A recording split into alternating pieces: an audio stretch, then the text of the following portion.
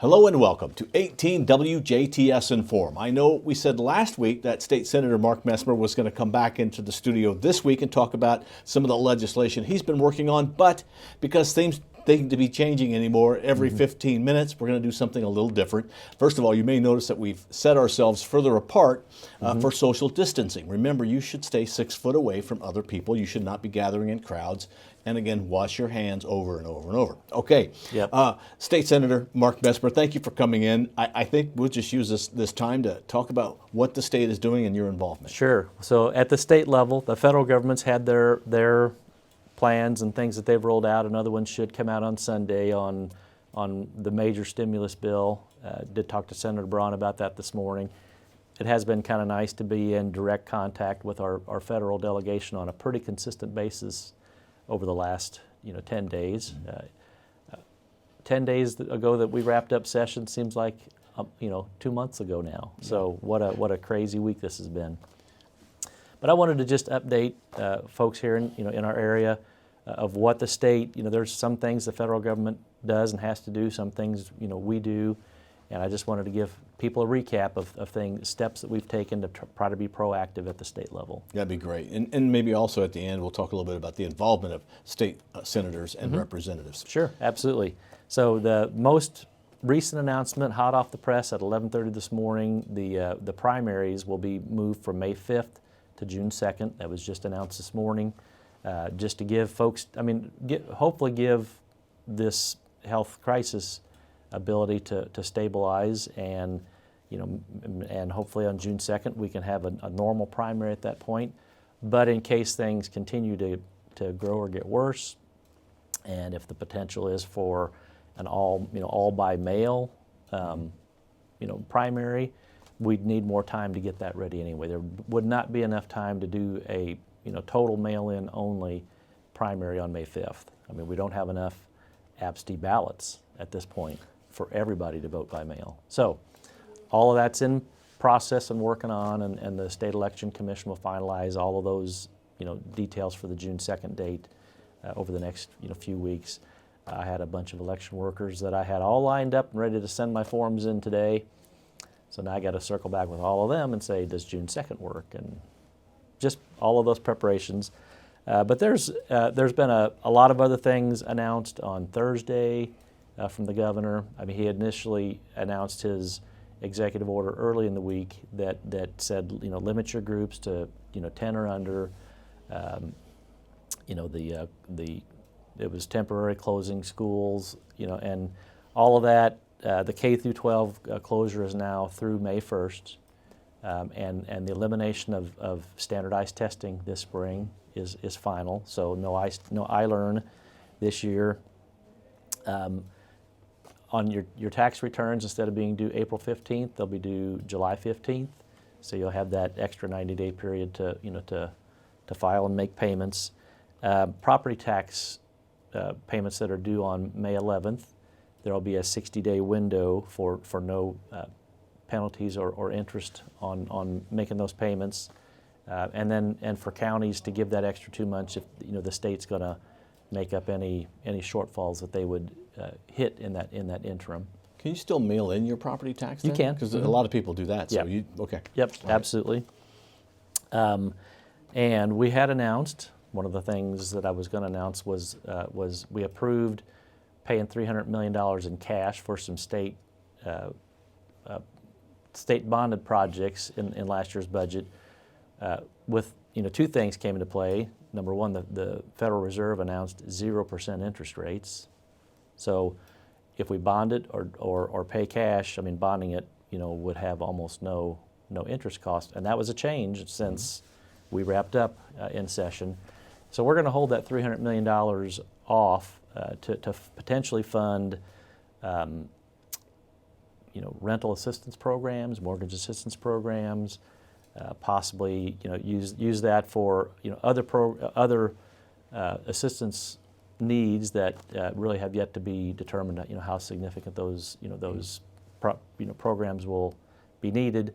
Back in the recession of 08-09, we had those programs in place and mechanisms. How you qualify for it. All we have to do is refill them. So the statutes are already in place from the last big recession.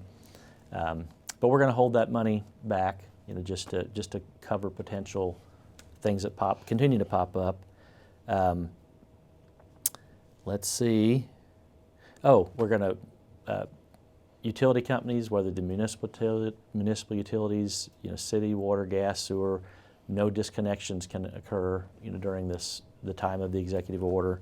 The Small Business Administration, all 92 counties in Indiana, small business owners can apply for Small Business Administration emergency loans of up to $2 million per business. And I've got links on my website, my Facebook page.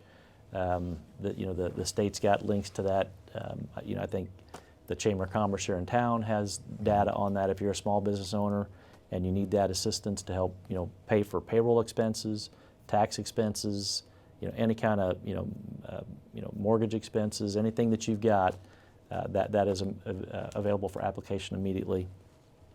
Unemployment laws are going to be widely opened up, so anybody who's normally had a waiting period of a couple weeks, from when you'd been laid off until you could file, because of the COVID-19, the waiting periods will be taken away, and all your unemployment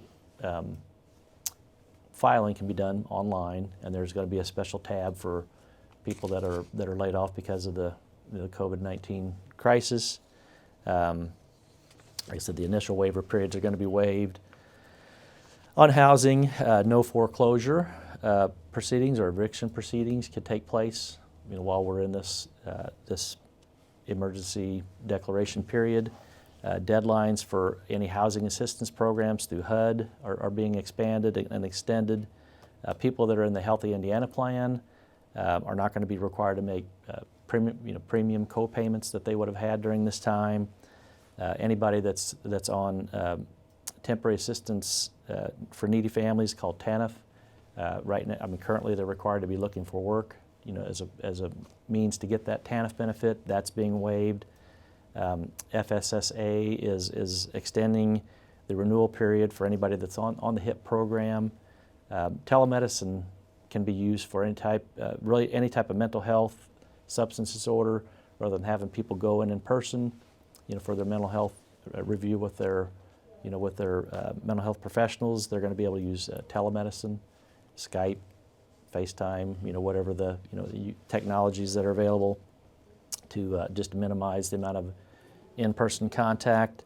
The Department of Insurance will be given authority to institute a 60-day moratorium on policy cancellations for insurance premiums that, if you're still obligated to pay it, but there will be a no cancellation period for 60 days, while we're in this state.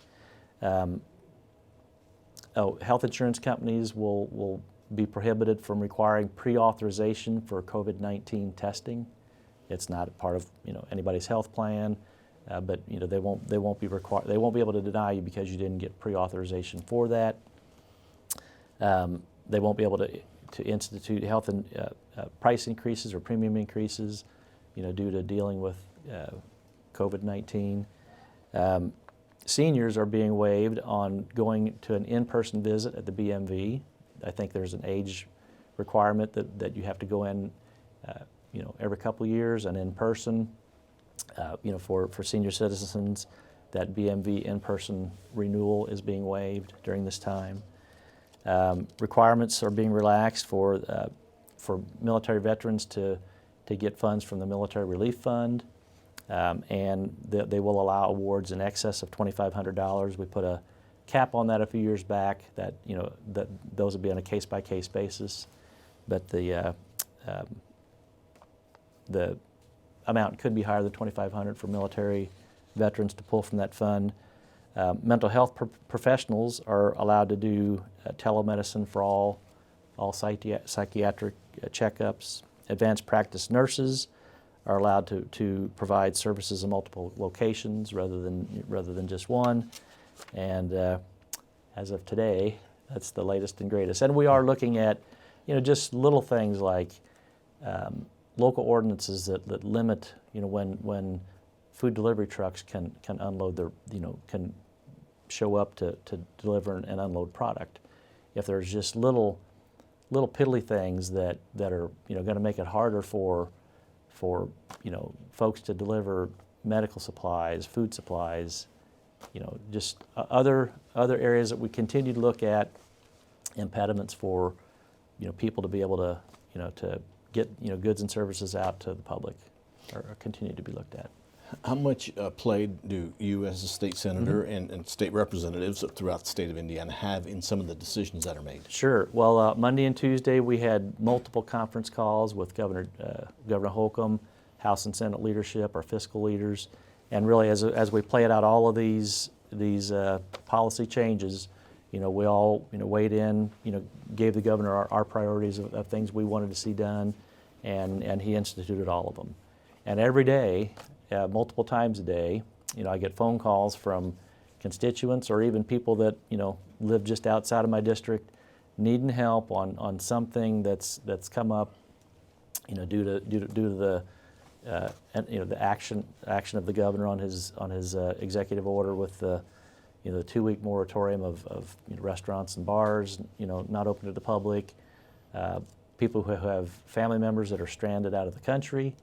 Those calls and emails and texts come in, throughout the day, every day, and then just trying to get them plugged into the right person that can help them. So we end up being a conduit for a lot of that, a lot of, getting people, directed to and help. So Well, the one thing we want to keep reminding people is keep your social distance, 6 foot. Don't go out in a crowd unless you need to. It's okay to go for a walk around your neighborhood. Sure. Maybe walk alone, though. Or if you do walk with somebody, walk 6 foot away. But one of the things they say that's the most important thing is wash your hands. Wash your hands. Often. Basic common sense hygiene will protect most people from from getting sick from this. So I mean, and if you're over 60 and you have pre-existing health conditions that could really make you vulnerable, stay home. Have a neighbor, family member, somebody run those little errands for you. Just take precautions and if we apply the parameters that have been put in place and we don't see the disease really spread very quickly, if we do like South Korea did, take it seriously, implement the same types of group restrictions that we've got in place now. They were able to keep their occurrence of the disease on a very flatlined pattern. Italy did next to nothing. Had a big impact of a lot of people hit quickly and didn't react, and so now they've got a higher death rate than any other country in the world. But it's primarily hit their people. The average death case, even there is 80 and over. Same in the U.S. I mean, the limited number of fatalities we've had have been, the average age is over 80. But if you have underlying health conditions and you're vulnerable, just keep yourself, out of the public, for the next few weeks until this thing can have a chance to, to die down a little bit. All right, well, from a distance, I will say thank you for coming in You're to welcome. do the show. My pleasure. We always appreciate you coming in and doing these, and we hope to see you again next week. Maybe as things start to wind down, if they do, we'll talk more about the coronavirus. If not, we'll talk about some legislation. Absolutely. Sounds great. Thank you, Senator. Thank you for watching 18 WJTS. Our guest has been State Senator Mark Messmer. We are local people watching local people.